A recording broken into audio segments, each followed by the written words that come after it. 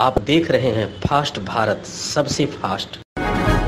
रणवीर सेना, करनी सेना, भीम आर्मी सेना, दलित सेना, कुर्मी सेना के बाद अब राष्ट्रीय बनिया सेना समाज के लोगों की सेवा करने के लिए उतर चुकी है। विधानसभा चुनाव में लूटे पीटे आम आदमी पार्टी के जिलाध्यक्ष शंभू चौधरी राष्ट्रीय बनिया सेना के संरक्षक बनाए गए हैं। शंभू चौधरी ने दावा किया है कि समाज के पीड़ित और शोषित वर्ग के लोगों के लिए यह सेना काम करेगी। वैसे उन्होंने दावा किया है कि बनिया सेना न केवल बनिया समाज बल्कि हर समाज के शोषित, वंचित और ज़रूरतमंदों की सेवा करेगी। अब ये तो वक्त ही बताएगा कि यह सेना किसकी सेवा करेगी, लेकिन राज्य में होने वाले पंचायत चुनाव से पहले बनिया सेना का गठन कहीं न कहीं पंचायत चुनाव में सेंधमारी करने की योजना को दर्शाता है। वैसे इन्होंने दावा भी किया है कि सेना पंचायत चुनाव में बढ़ चढ़कर हिस्सा लेगी। चलिए, विधानसभा चुनाव में शिकस्त खाने के बाद अब शंभू चौधरी नए अवतार में समाज के सामने आ रहे हैं। उसको सामने वाला दबा दीजिए, सामने वाला एक मिनट आराम से कीजिए ना मैडम। एसी बंद करिए, इसको एसी बंद कीजिए।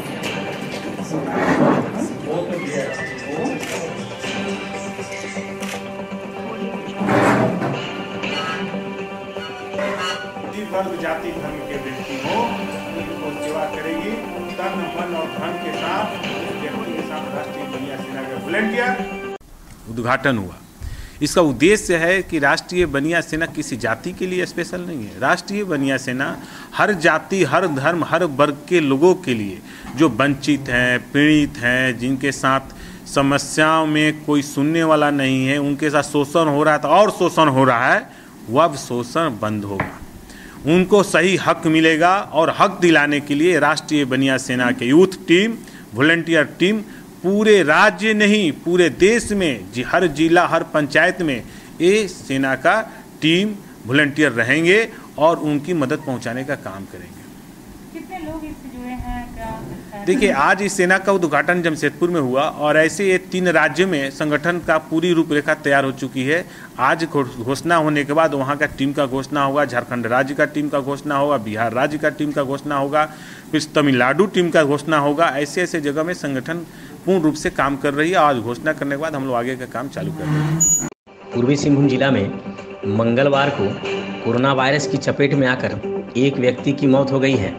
मरने वाला व्यक्ति जुगसलाई सामुदायिक स्वास्थ्य केंद्र क्षेत्र से जुड़ा है। वहीं मंगलवार को 21 नए संक्रमित लोगों की पहचान हुई है, जिसमें चाकुलिया से 1, घाटशिला से 1, जुगसलाई से 17, मुसाबनी से 1 और पटमदा से 1 संक्रमित शामिल हैं। वहीं संक्रमण मुक्त होने पर 50 लोगों को कोविड वार्ड एवं आइसोलेशन सेंटर से डिस्चार्ज भी किया गया है। भाजपा सीताराम डेरा मंडल कमेटी की ओर से मंगलवार की शाम भालूबासा चौक पर राज्य में बढ़ते नारी अत्याचार पर मुख्यमंत्री हेमंत सोरेन का पुतला दहन किया गया। इसके पूर्व मंडल अध्यक्ष सुरेश शर्मा के नेतृत्व में चौक के समीप सड़क पर पुतला के साथ परिभ्रमण कर मुख्यमंत्री और सरकार के खिलाफ जमकर नारेबाजी भी की गई। मौके पर महानगर अध्यक्ष गुंजन यादव, भाजपा नेता बबुआ सिंह, पवन अग्रवाल, देबू सरकार, रमेश नाग, अनिल शर्मा, नारायण पोद्दार, अमर शर्मा, खोकन पैड़ा, अशोक पासवान, शंकर लाल, सोनू सिंह, अरुण मिश्रा, मृत्युंजय यादव, नागेंद्र राय, प्रभा देवी समेत अन्य कार्यकर्ता भी मौजूद थे।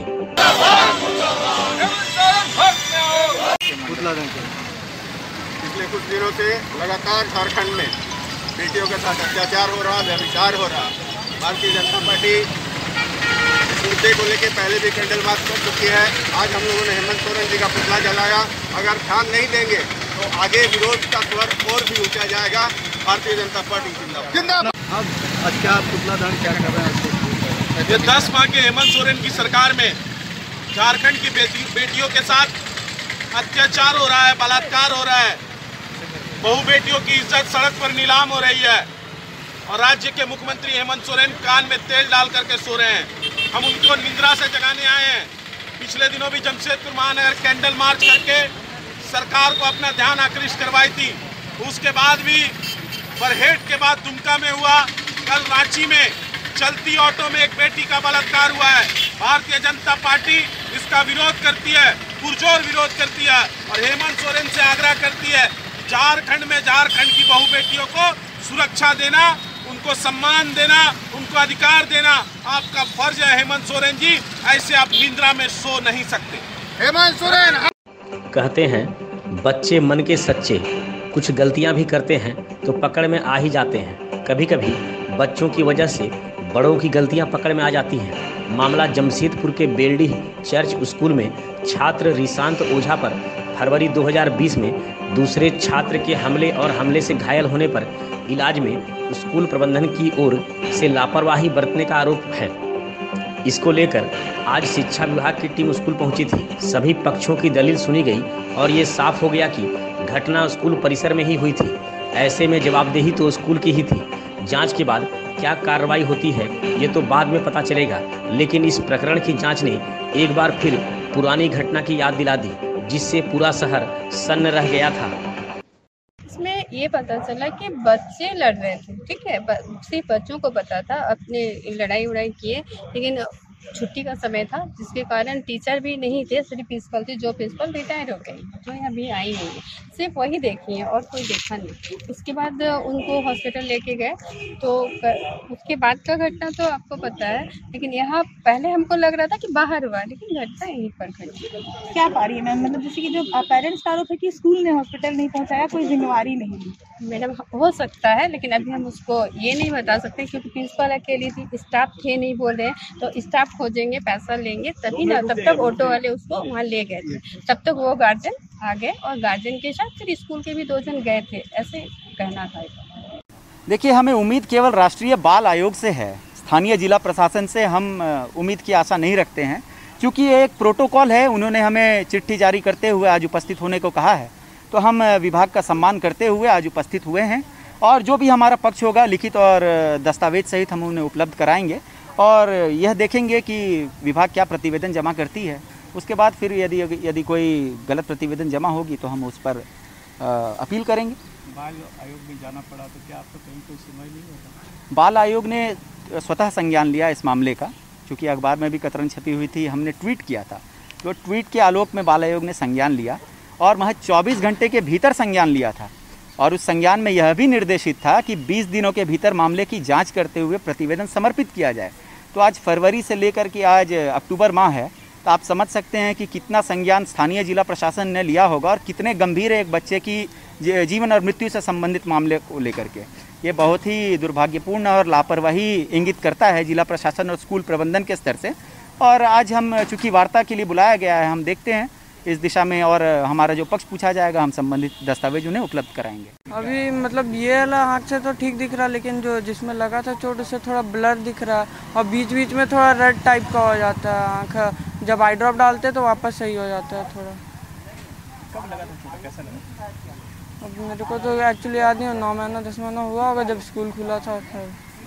हाँ, फाइनल एग्ज़ाम से 1 दिन पहले। क्या हुआ था स्कूल में? हुआ ये था कि मतलब हम लोग क्लास में बाहर भी एक ब्लैक बोर्ड था और एक लड़का था, मतलब हम टीचर आ रही थी, उस जिस टीचर का क्लास था वो टीचर आ रही थी और टीचर आई, बोली कि ब्लैक बोर्ड आके बाहर वाला अपना क्लास से डस्टर ला के मिटा दो। तो जब हम डस्टर लाने लगे तब वो लड़का आके बोलता है कि ओ टीचर का बेटा, वो भी बाहर से सब कुछ देख रहा था, वो टीचर का बेटा। हम बोले कि तुम होगा टीचर का बेटा।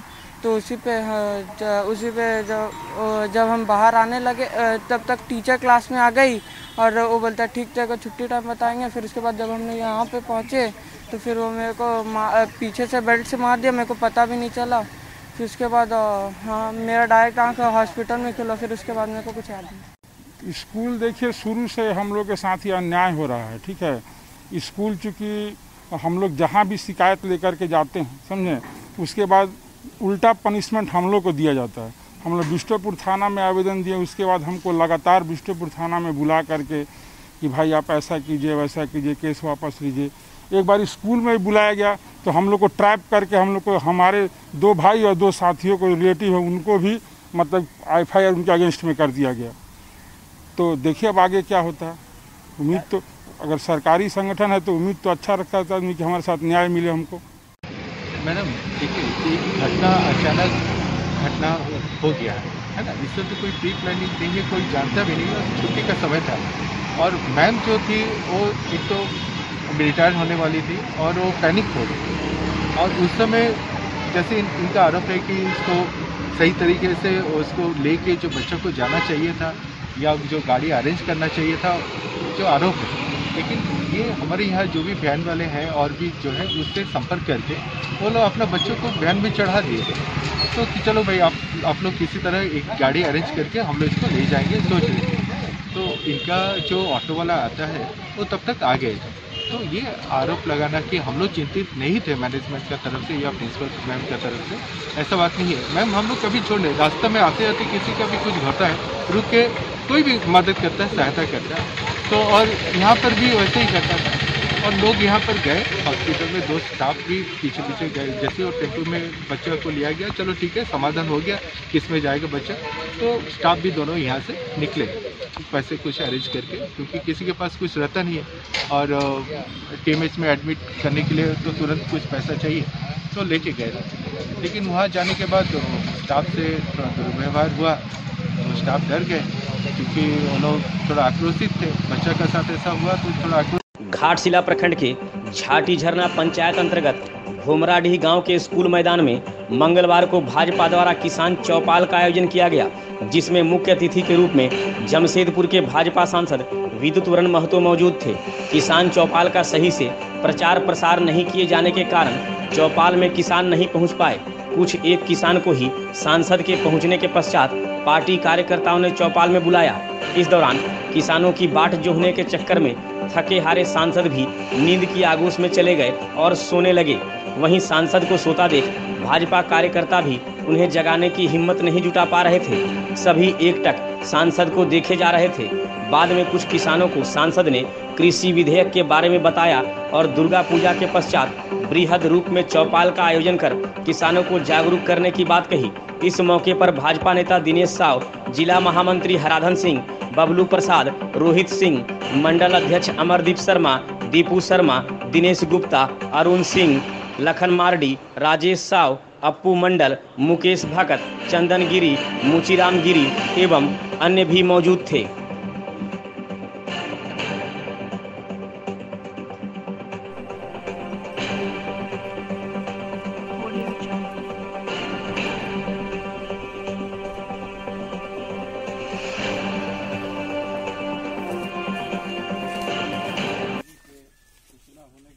जगन्नाथपुर सामुदायिक स्वास्थ्य केंद्र सभागार में पोप्टा एक्ट के तहत तंबाकू निषेध को लेकर 1 दिवसीय प्रशिक्षण दिया गया, जिसमें नोडल अफसर और स्वास्थ्य कर्मियों को इसका प्रशिक्षण दिया गया।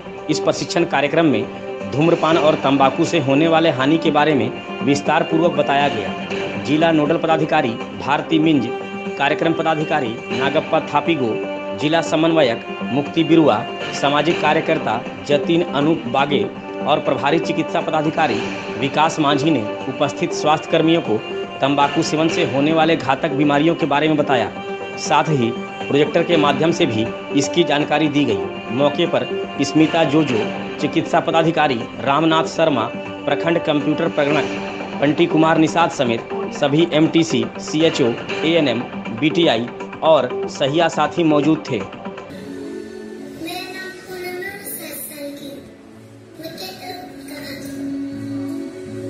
बचपन में लगी इस बुरी आदत का नुकसान भविष्य में भुगतना ही पड़ता है, और जब तक ये बात हमें समझ आती है बहुत देर हो चुकी होती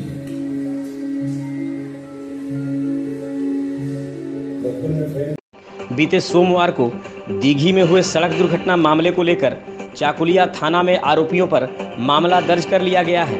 थाना में कार चालक अनुराग सिंह और अवैध शराब विक्रेता नागेश्वर सिंह के खिलाफ बहरागोड़ा के कादोकोठा गांव निवासी तिलक राणा की लिखित शिकायत पर मामला दर्ज किया गया है, जिसमें दोनों आरोपियों पर भादवी की धारा 279, 337, 338, 304, 427, 120B और एक्साइज एक्ट 47A के तहत मामला दर्ज किया गया है।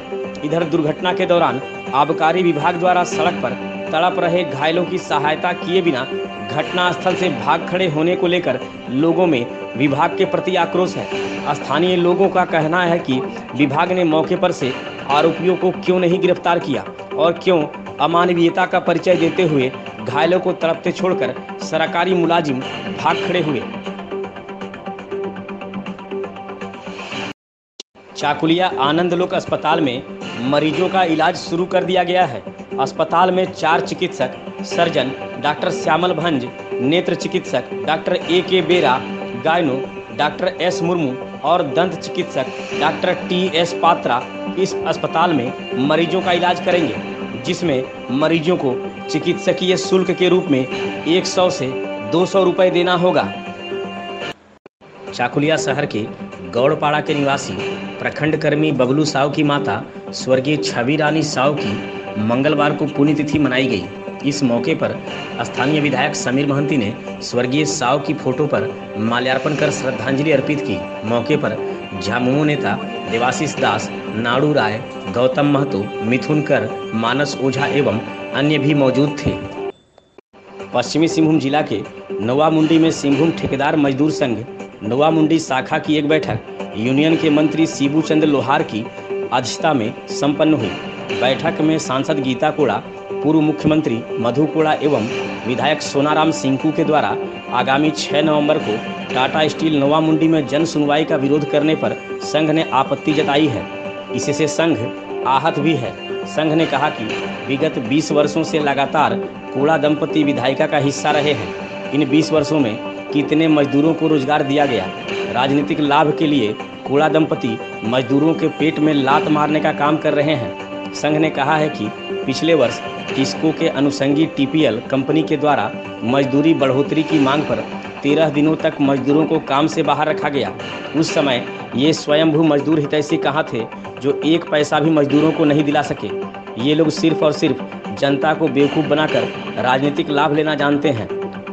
बैठक में कार्यक्रम मंत्री शिबू चंद्र लोहार, संगठन मंत्री बापी कारवां, संयुक्त मंत्री राम हेम्ब्रम, गुरुदेवनाथ, चंद्रमोहन कतराई, सूरज गिरी, दामोदर तिरिया एवं अन्य सदस्य भी मौजूद थे। धालभूमगढ़ प्रखंड के विभिन्न पंचायत में मंगलवार को कृषि उपज व्यापार पर प्रशिक्षण कार्यक्रम का शुभारंभ हुआ। BTM संधीर खलको ने बताया कि कृषि विभाग की ओर से 3 दिवसीय प्रशिक्षण कार्यक्रम का शुभारंभ जूनबनी, कानास, पावड़ा नरसिंहगढ़ और नूतनगढ़ पंचायत में शुरू किया गया है, जिसमें किसानों को कृषि उपज और व्यापार को लेकर विशेष जानकारी दी गई। इसके साथ कृषि अधिनियम 2020 के बारे में भी किसानों को जानकारी दी गई। प्रशिक्षण कार्यक्रम में किसान मित्र सुधीर मिश्रा, धनपति मुर्मू, राजीव दास, प्रकाश दास, सुखदेव दास, साहेब राम सोरेन, राजीव गोप एवं अन्य भी मौजूद थे। धालभूमगढ़ प्रखंड के जूनबनी गांव के पाथरडीह टोला के OBC जाति के कई लोग प्रधानमंत्री ग्रामीण आवास योजना से वंचित हैं। इस टोला में करीब 18 से 20 घर OBC जाति के लोगों का है। आवास की मांग को लेकर मंगलवार को ग्रामीण गोकुल कर्मकार संतोष कुमार साहू, चरण कर्मकार, पंचानन कर्मकार, सुधीर साहू, कैलाश मंडल एवं अन्य प्रखंड कार्यालय पहुंचे। प्रखंड विकास पदाधिकारी से मुलाकात न होने पर ग्रामीणों ने बताया कि इस टोला के OBC जाति के लोगों को PM आवास का लाभ नहीं मिला है। आवेदन भी दिया गया है, परंतु अभी तक इस पर कोई पहल नहीं हुआ। ग्रामीणों ने बताया कि वे लोग किसी तरह मजदूरी कर अपना पेट पालते हैं।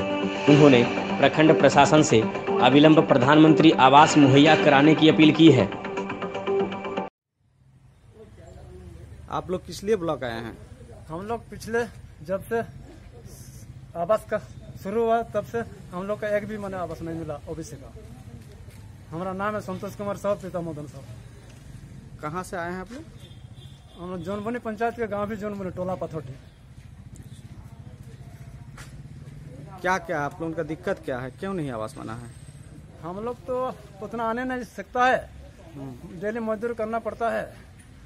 3-3 4 बार हुआ, हम लोग का एको का भी OBC का नहीं हुआ आज तक। एक बार आवेदन भी दिया गया था इसके लिए वीडियो को, उसका भी कोई सुनवाई नहीं हुआ। इसलिए आज हम लोग उसके लिए आया था। गांव में दूसरा लोगों का बन रहा है? गाँव लोग दूसरा लोग का बन रहा है, ST का ज्यादा बन रहा है, हम लोग OBC एक भी नहीं बन रहा है। आप लोग कारण क्या है, इसलिए हम लोग जानने आए। आप लोगों का OBC का कितना घर है वहाँ? हम लोग का लगभग 17-18 घर है। किसी का नहीं बनाया अभी तक? नहीं, किसी का एक भी नहीं बना। गांव में ग्राम सभा होता है? ग्राम सभा हम लोग को सूचना नहीं मिलता ग्राम सभा होता कि नहीं होता। आज वीडियो के साथ भेंट हुआ आप लोगों का? नहीं, वीडियो का साथ तो भेंट करने के लिए आया था, लेकिन भेंट नहीं हुआ, थोड़ा टाइम लॉस हो गया। आपके साथ और कौन कौन है, नाम बता दीजिए। हमारा साथ बोल कैलाश मंडल, पंचानन तोरमुकर, अमूल्य मंडल, भुवनेश्वर मंडल। भाजपा ग्रामीण जिला अध्यक्ष सौरभ चक्रवर्ती के निर्देश पर धालभूमगढ़ मंडल अध्यक्ष विमल कालिंदी ने मंडल कमेटी का विस्तार कर दिया है, जिसमें कमेटी के पदाधिकारियों एवं सदस्यों का मनोनयन किया गया है। मंडल अध्यक्ष ने संजीव भलू, सुशील कुमार हेम्ब्रम को महामंत्री, सरोज साव, निरंजन गंताई पुटरू मुंडा, प्रतिमा गायन को उपाध्यक्ष, वीरा टूडू, संतु विश्वास, डोमन हेम्ब्रम, झुनू सिंह देव को मंत्री, विक्रम चौबे को कोषाध्यक्ष और उत्तम सुराल, आशीष कास्तो को सोशल मीडिया प्रभारी मनोनीत किया है। वहीं पवित्र मन्ना, चंदन दास, सनातन सिंह, नरेंद्र सिंह, राजा संड, कांता मानकी, दीपू अधिकारी, शशांक शेखर दास, संतोष गायन, सौमित्र साव, सुखेन पातर, काजल धल, जलेश्वर नायक, बाबू संड, प्रशांत महतो, पोलू शर्मा, प्रताप सिंह सोलंकी, हराधन राणा और लक्ष्मीकांत नायक को कार्यकारिणी सदस्य के रूप में शामिल किया गया है। वहीं विशेष आमंत्रित सदस्य में 19 लोगों को शामिल किया गया है। बहरागोड़ा थाना क्षेत्र के मटिहाना गांव में मंगलवार को डोभा में डूबने से एक 2 वर्षीय बालक की मौत हो गई। मृत बालक सौरभ सिंह के निधन से परिवार के लोग शोक में हैं। बालक के पिता रतन सिंह समेत पूरा परिवार और गांव के लोग भी इस घटना से मर्माहत हैं। सूचना मिलने पर पहुंचे स्थानीय विधायक समीर महंती ने भी शोकाकुल परिजनों से मिलकर शोक संवेदना प्रकट की।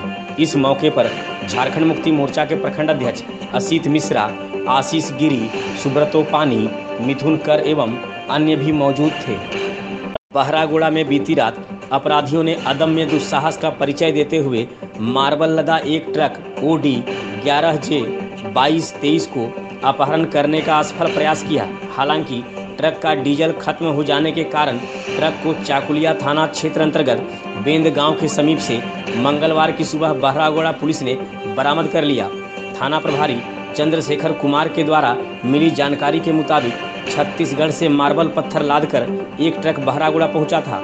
अनलोड नहीं हो पाने के कारण ट्रक पाल होटल के समीप खड़ा था। बीती रात 3 बुलेट मोटरसाइकिल पर सवार अपराधियों ने चालक से जबरन 700 रुपये और मोबाइल छीन लिया। साथ ही ट्रक को हाईजैक कर चाकुलिया की ओर भाग निकले, परंतु झारखंड पश्चिम बंगाल सीमा से सटे बेंद गांव के समीप डीजल खत्म हो जाने पर अपराधी ट्रक को छोड़कर भाग निकले। जांच में जुटी पुलिस जल्द ही कार्रवाई कर मामले का उद्भेदन करने का प्रयास शुरू कर चुकी है। इधर ट्रक बरामद होने के बाद जांच करने पर पता चला कि अपराधियों ने ट्रक छोड़ने के पश्चात ट्रक में रखे जैक को लेकर भाग निकले हैं।